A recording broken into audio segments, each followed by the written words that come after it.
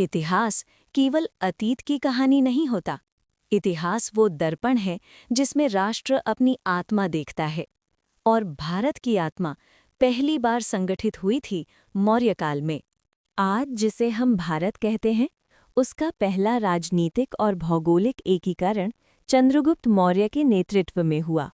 सिंधु से बंगाल तक, हिमालय से दक्कन तक, ये केवल साम्राज्य नहीं था, ये राष्ट्रीय एकता की पहली चेतना थी।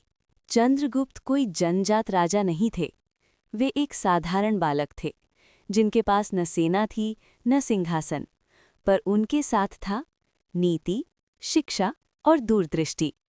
विष्णुगुप्त, जिन्हें इतिहास चाणक्य के नाम से जानता है। मौर्य काल केवल युद्धों का इतिहास नहीं, बल्कि सुशासन का शास्त्र है। अर्थशास्त्र, प्रशासन, अर्थव्यवस्था, कूटनीति और सुरक्षा का ऐसा ग्रंथ जो आज भी राजनीति विज्ञान और प्रबंधन का आधार है। आधुनिक गवर्नेंस की नींव पश्चिम में नहीं, भारत में पड़ी थी। इतिहास ने बहुत से विजेता देखे हैं, लेकिन आत्मविजेता बहुत कम। सम्राट अशोक ने युद्ध जीता और फिर युद्ध को ही त्याग दिया। अशोक का धम्म कोई धर्म नहीं था, ये मानवता का संविधान था। सड़कें, अस्पताल, वृक्षारोपण, पशु कल्याण, धार्मिक सहिष्णुता, ये था दुनिया का पहला लोक कल्याणकारी राज्य।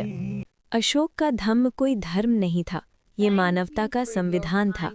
सड़कें, अस्पताल, वृक्षारोपण, पशु कल्याण, धार्मिक सहिष्णुता, ये था दुनिया का पहला लोक कल्याणकारी राज्य। हम हर दिन देखते हैं राष्ट्रीय ध्वज में अशोक चक्र, राष्ट्रीय चिन्ह में सिंह स्तंभ, पर क्या हम जानते हैं ये केवल प्रतीक नहीं, बल्कि मौर्य काल की जीवित विरासत है।